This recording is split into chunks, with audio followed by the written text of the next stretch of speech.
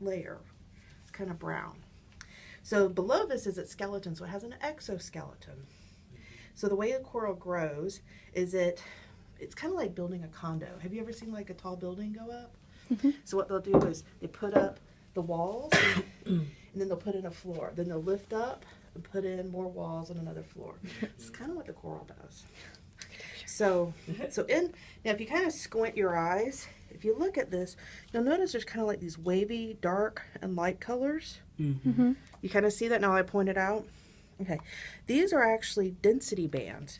And the coral animal will actually put down a set of these density bands every year. So if you count the bands, you can tell how old the colony is. So it's like a tree. Exactly. It's just like a tree. So now, unlike a tree, trees are big cylinders. These guys are going in 3 directions. So it gets a little complex, which makes it really fun. So this coral is a Parites lutea colony. This is a baby. So he's about 15 years old when he was collected. He's baby. He's a baby. He's a baby. These guys can grow as high as 15 feet tall and can live for up to 800 years. So they get really, really big.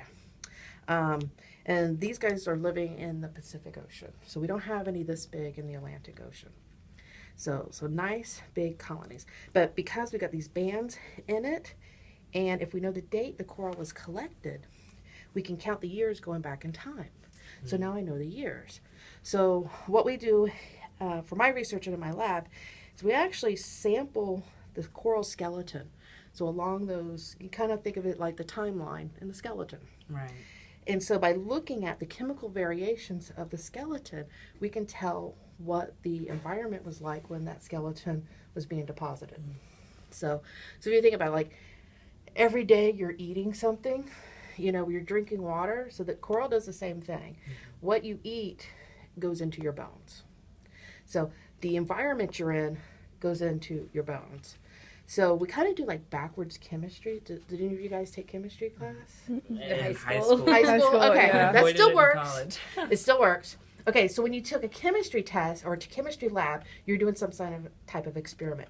And you're assuming everything stayed at a constant temperature, so like room temperature, atmospheric pressure. Okay, so what we do here is we kind of do the experiment backwards. So we get the resultant, and then by understanding how the chemical properties work for that animal, we can go backwards and figure out what was the temperature when that skeleton was being deposited. So if I do this through that whole time axis, I can now do a full reconstruction of what was the temperature that this animal was living through. Right. So, and that gives us reconstructions of climate. So we can do this going back hundreds of years. That's really cool. Yeah, really. So